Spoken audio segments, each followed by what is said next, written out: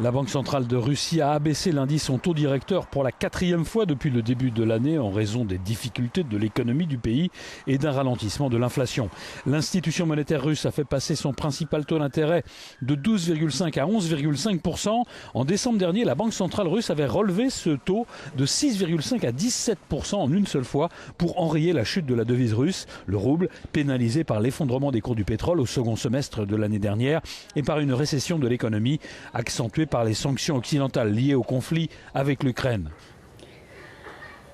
Nous parlions de la dictature, voilà, je dirais, avec les banques centrales, voilà un exemple de la manifestation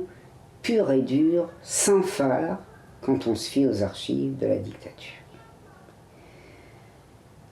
Les banques centrales, qui se constituent à partir du 19e siècle dans les pays capitalistes à des étapes diverses. Grosso modo, elles représentent la quintessence de la fraction la plus concentrée du capital bancaire, du capital financier, et en l'occurrence du capital bancaire. Et elles exercent sur les États une dictature qui a été absolument continue. Je dirais de la période, par exemple en France, où Napoléon Bonaparte fonde la Banque de France, à tout ce qui a suivi. Le procédé, on va s'en tenir à la Banque de France pour rester au plus simple, et vu le temps qui nous est imparti, mais on pourrait faire la même analyse pour l'ensemble des banques centrales. On voit concrètement dans les crises, par exemple, on peut le voir à n'importe quelle étape. Je signale que les archives de la Banque de France, sans être totalement ouvertes, sont quand même très largement ouvertes, ce qui m'a permis d'ailleurs d'élaborer la thèse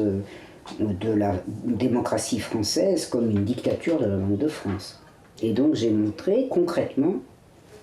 comment les banques centrales avait été l'artisan essentiel de la transformation des démocraties ou quasi-démocraties occidentales en dictature à proprement parler, puisque c'était les banques centrales internationales qui avaient été en mesure de véritablement implanter ou d'aider le capital italien à implanter la dictature mussolinienne, comment les banques centrales sont impliquées directement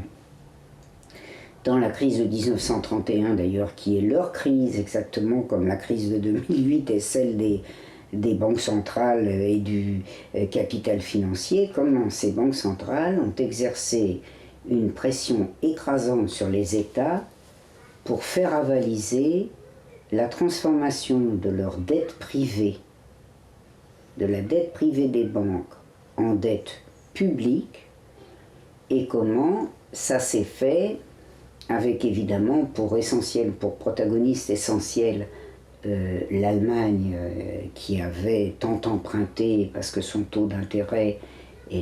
dépassait tous les taux d'intérêt de partout ailleurs, et comment la dictature nazie est directement liée aux décisions prises